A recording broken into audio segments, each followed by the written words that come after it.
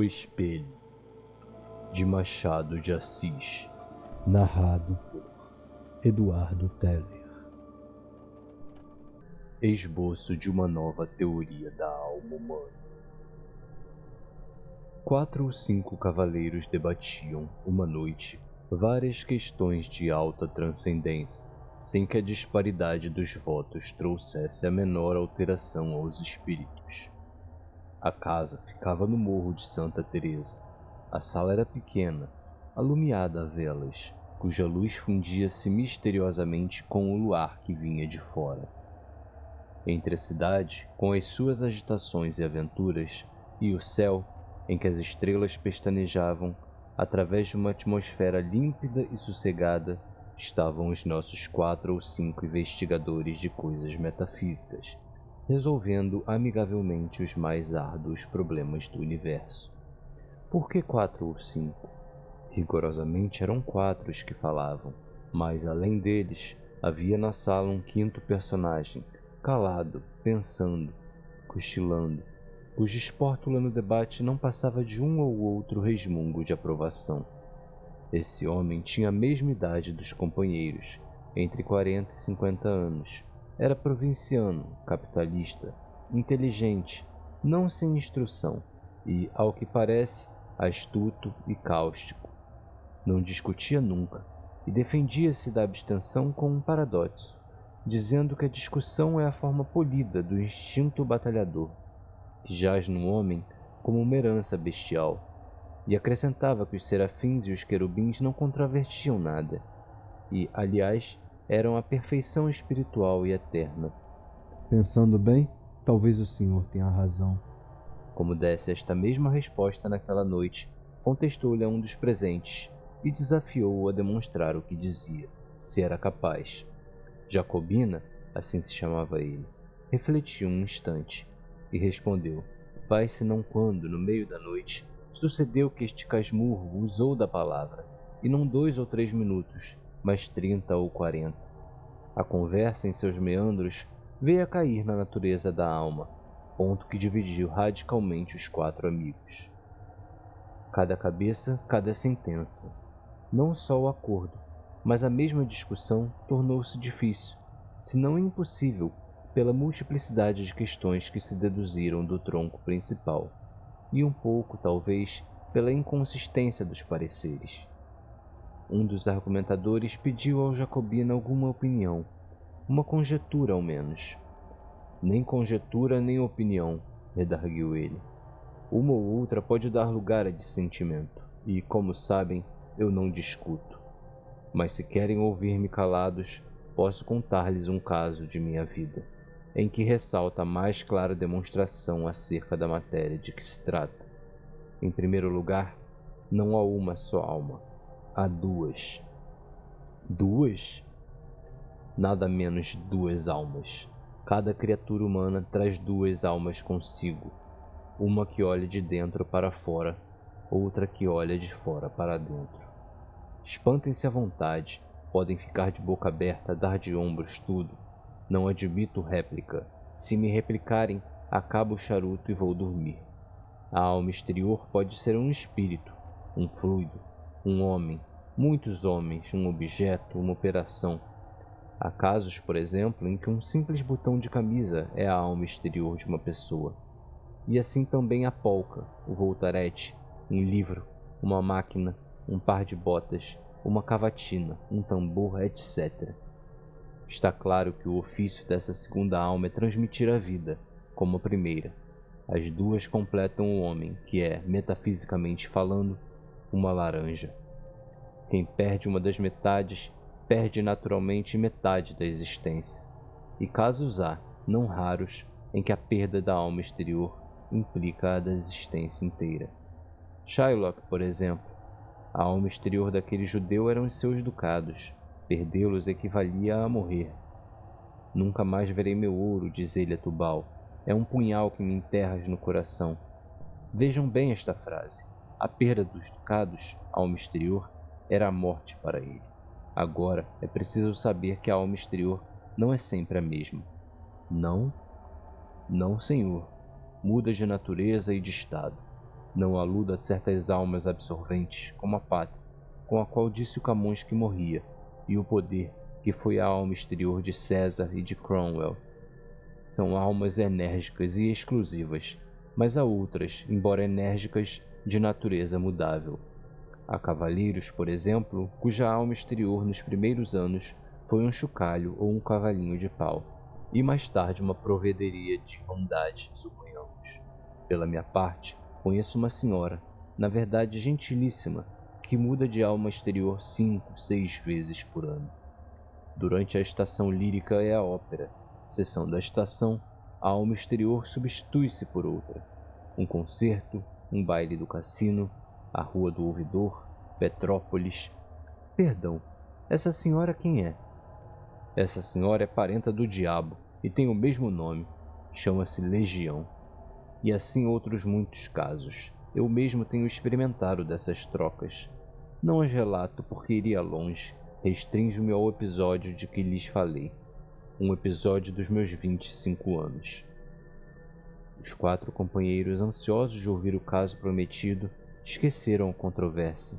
Santa curiosidade! Tu não és só a alma da civilização, és também o pomo da concórdia, fruta divina, de outro sabor que não aquele pomo da mitologia. A sala, até há pouco ruidosa de física e metafísica, é agora um mar morto. Todos os olhos estão no Jacobina, que conserta a ponta do charuto, recolhendo as memórias. Eis aqui como ele começou a narração. Tinha 25 anos, era pobre e acabava de ser nomeado alferes da Guarda Nacional. Não imaginam o acontecimento que isto foi em nossa casa. Minha mãe ficou tão orgulhosa, tão contente. Chamava-me o seu alferes. Primos e tios, foi tudo uma alegria sincera e pura. Na vila, note-se bem, houve alguns despeitados. Choro e ranger de dentes, como na escritura. E o motivo não foi outro, senão que o posto tinha muitos candidatos e que estes perderam. Suponho também que uma parte do desgosto foi inteiramente gratuita. Nasceu da simples distinção. Lembra-me de alguns rapazes que se davam comigo e passaram a olhar-me de revés durante algum tempo. Em compensação, tive muitas pessoas que ficaram satisfeitas com a nomeação. E a prova é que todo o fardamento me foi dado por amigos. Vai então uma das minhas tias, Dona Marcolina, viúva do capitão Peçanha, que morava a muitas léguas da vila, num sítio escuso e solitário. Desejou ver-me e pediu que fosse ter com ela e levasse a farda. Fui, acompanhado de um pajem, que daí a dias tornou à vila, porque a tia Marcolina apenas me pilhou no sítio. Escreveu a minha mãe dizendo que não me soltava antes de um mês, pelo menos, e abraçava-me. Chamaria-me também seu alferes. Achava-me um rapagão bonito. Como era um tanto patusca, chegou a confessar que tinha inveja da moça que houvesse de ser minha mulher. Jurava que em toda a província não havia outro que me pusesse o pé adiante. E sempre alferes. Era alferes para cá, alferes para lá, alferes a toda hora. Eu pedi-lhe que me chamasse Joãozinho, como dantes, e ela abanava a cabeça, bradando que não, que era o senhor alferes. Um cunhado dela, irmão do finado Peçanha, que ali morava, não me chamava de outra maneira. Era o senhor alferes, não por gracejo, mas a sério, e à vista dos escravos, que naturalmente foram pelo mesmo caminho. Na mesa tinha eu o melhor lugar, e era o primeiro servido. Não imaginam, se lhes disser que o entusiasmo da tia Marcolina chegou ao ponto de mandar pôr no meu quarto um grande espelho, obra rica e magnífica, que destoava do resto da casa, cuja mobília era modesta e simples. Era um espelho que lhe dera a madrinha, que esta herdara da mãe, que o comprara a uma das fidalgas vindas em 1808 com a corte de Dom João VI. Não sei o que havia nisso de verdade. Era a tradição. O espelho estava naturalmente muito velho, mas via-se-lhe ainda o ouro, comido em parte pelo tempo, uns delfins esculpidos nos ângulos superiores da moldura, uns enfeites de madrepérola e outros caprichos do artista. Tudo velho, mas bom. Espelho grande? Grande, e foi, como digo, uma enorme fineza, porque o espelho estava na sala, era a melhor peça da casa, mas não houve forças que a demovessem do propósito.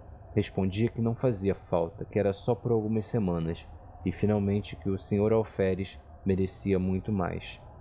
O certo é que todas essas coisas, carinhos, atenções, obséquios, fizeram em mim uma transformação que o natural sentimento da mocidade ajudou e completou. Imaginam, creio eu. Não. O alferes eliminou o homem. Durante alguns dias as duas naturezas equilibraram-se, mas não tardou que a primitiva cedesse à outra. Ficou-me uma parte mínima de humanidade. Aconteceu então que a alma exterior, que era dantes o sol, o ar, o campo, os olhos das moças, mudou de natureza e passou a ser a cortesia e os rapapés da casa. Tudo o que me falava do posto, nada do que me falava do homem. A única parte do cidadão que ficou comigo foi aquela que entendia com o exercício da patente. A outra dispersou-se no ar e no passado. Custa-lhes acreditar, não? Custa-me até entender, respondeu um dos ouvintes. Vai entender. Os fatos explicarão melhor os sentimentos. Os fatos são tudo. A melhor definição do amor não vale um beijo de moça namorada. E se bem me lembro, um filósofo antigo demonstrou o movimento andando. Vamos aos fatos. Vamos ver como, ao tempo em que a consciência do homem se obliterava, a do alferes tornava-se viva e intensa. As dores humanas, as alegrias humanas, se eram só isso, mal obtinham de mim uma compaixão apática ou um sorriso de favor. No fim de 3 semanas era outro, totalmente outro. Era exclusivamente alferes. Ora, um dia recebeu a tia Marcolina uma notícia grave. Uma de suas filhas, casada com um lavrador residente dali a 5 léguas, estava mal e à morte. Adeus, sobrinho. Adeus, alferes. Era mãe extremosa. Armou logo uma viagem, pediu ao cunhado que fosse com ela e a mim que tomasse conta do sítio. Creio que, se não fosse a aflição, disporia o contrário. Deixaria o cunhado e iria comigo. Mas o certo é que fiquei só com os poucos escravos da casa. Confesso-lhes que desde logo senti uma grande opressão, alguma coisa semelhante ao efeito de 4 paredes de um cárcere subitamente levantadas em torno de mim. Era a alma exterior que se reduzia. Estava agora limitada a alguns espíritos boçais. O alferes continuava a dominar em mim, embora a vida fosse menos intensa e a consciência mais débil. Os escravos punham uma nota de humildade nas suas cortesias, que de certa maneira compensava a afeição dos parentes e a intimidade doméstica interrompida. Notei mesmo naquela noite que eles redobravam de respeito, de alegria, de protestos. Nhô alferes de minuto a minuto. Nhô alferes é muito bonito. Nhô alferes há de ser coronel. Nhô alferes há de casar com moça bonita, filha de general. Um concerto de louvores e profecias que me deixou estático. Ah, pérfidos! Mal podia eu suspeitar a intenção secreta dos malvados. Matá-lo? Antes assim fosse. Coisa pior? Ouçam-me. Na manhã seguinte achei-me só. Os velhacos, seduzidos por outros, ou de movimento próprio, tinham resolvido fugir durante a noite. E assim fizeram. Achei-me só, sem mais ninguém, entre 4 paredes, diante do terreiro deserto e da roça abandonada. Nenhum fôlego humano.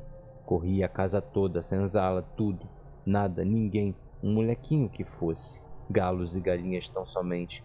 Um par de mulas que filosofavam a vida, sacudindo as moscas e 3 bois. Os mesmos cães foram levados pelos escravos. Nenhum ente humano. Parece-lhes que isto era melhor do que ter morrido? Era pior. Não por medo. Juro-lhes que não tinha medo. Era um pouco atrevidinho, tanto que não senti nada durante as primeiras horas. Fiquei triste por causa do dano causado à tia Marcolina. Fiquei também um pouco perplexo, não sabendo se devia ir ter com ela para lhe dar a triste notícia ou ficar tomando conta da casa. Adotei o segundo alvitre para não desamparar a casa e porque, se a minha prima enferma estava mal, eu ia somente aumentar a dor da mãe, sem remédio nenhum. Finalmente esperei que o irmão do tio Peçanha voltasse naquele dia ou no outro, visto que tinha saído havia já 36 horas, mas a manhã passou sem vestígio dele, e à tarde comecei a sentir uma sensação como de pessoa que houvesse perdido toda a ação nervosa, e não tive consciência da ação muscular.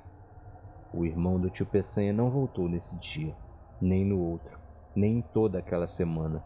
Minha solidão tomou proporções enormes.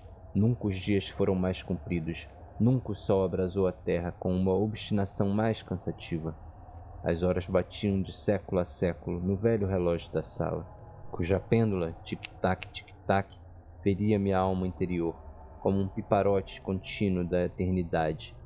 Quando, muitos anos depois, li uma poesia americana, creio que de Longfellow, e topei com este famoso estribilho: Never, forever, forever, never. Confesso-lhes que tive um calafrio. Recordei-me daqueles dias medonhos. Era justamente assim que fazia o relógio da tia Marcolina. Never, forever, forever, never. Não eram golpes de pêndula. Era um diálogo do abismo, um cochicho do nada. E então de noite, não que a noite fosse mais silenciosa, o silêncio era o mesmo que de dia, mas a noite era sombra, era solidão, ainda mais estreita ou mais larga. Tic-tac, tic-tac. Ninguém nas salas, na varanda, nos corredores, no terreiro, ninguém em parte nenhuma. Riem-se. Sim, parece que tinha um pouco de medo. Oh, fora bom se eu pudesse ter medo. Viveria. Mas o característico daquela situação é que eu nem sequer podia ter medo, isto é, o medo vulgarmente entendido. Tinha uma sensação inexplicável. Era como um defunto andando, um sonâmbulo, um boneco mecânico. Dormindo era outra coisa. O sono dava-me alívio, não pela razão comum de ser irmão da morte, mas por outra. Acha que posso explicar assim esse fenômeno? O sono, eliminando a necessidade de uma alma exterior, deixava atuar a alma interior. Nos sonhos fardava-me orgulhosamente no meio da família e dos amigos, que me elogiavam o garbo, que me chamavam alferes. Vinha um amigo de nossa casa, e prometia-me o posto de tenente, outro de capitão ou major, e tudo isso fazia-me viver. Mas quando acordava, dia claro, esvaía-se com o sono a consciência do meu ser novo e único, porque a alma interior perdia a ação exclusiva e ficava dependente da outra, que teimava em não tornar. Não tornava. Eu saía fora, a um lado e outro, a ver se descobria algum sinal de regresso. Serein, ne vois-tu rien venir? Nada, coisa nenhuma, tal qual como lenda francesa. Nada mais que a poeira da estrada e o capinzal dos morros. Voltava para casa, nervoso, desesperado, estirava-me no canapé da sala. Tic-tac, tic-tac. Levantava-me, passeava, tamborilava nos vidros das janelas, assobiava. Em certa ocasião, lembrei-me de escrever alguma coisa, um artigo político, um romance, uma ode. Não escolhi nada definitivamente. Sentei-me e tracei no papel algumas palavras e frases soltas, para intercalar no estilo. Mas o estilo, como a tia Marcolina, deixava-se estar. Serein, coisa nenhuma. Quando muito via negrejar a tinta e alvejar o papel. Mas não comia? Comia mal, frutas, farinha, conservas, algumas raízes tostadas ao fogo, mas suportaria tudo alegremente, se não for a terrível situação moral em que me achava. Recitava versos, discursos, trechos latinos, liras de Gonzaga, oitavas de Camões, décimas, uma antologia em 30 volumes. Às vezes fazia ginástica, outras dava beliscões nas pernas, mas o efeito era só uma sensação física de dor ou de cansaço, e mais nada. Tudo silêncio, um silêncio vasto, enorme, infinito, apenas sublinhado pelo eterno tic-tac da pêndula. Tic-tac, tic-tac. Na verdade era de enlouquecer. Vão ouvir coisa pior. Convém dizer-lhes que desde que ficara só, não olhara uma só vez para o espelho. Não era abstenção deliberada, não tinha motivo, era um impulso inconsciente, um receio de achar-me um e dois, ao mesmo tempo, naquela casa solitária. E se tal explicação é verdadeira, nada prova melhor a contradição humana, porque no fim de 8 dias deu-me na veneta olhar para o espelho com o fim justamente de achar-me dois. Olhei e recuei. O próprio vidro parecia conjurado com o resto do universo. Não me estampou a figura nítida inteira, mas vaga, esfumada, difusa, sombra de sombra. A realidade das leis físicas não permite negar que o espelho reproduziu-me textualmente, com os mesmos contornos e feições. Assim deveria ter sido. Mas tal não foi a minha sensação.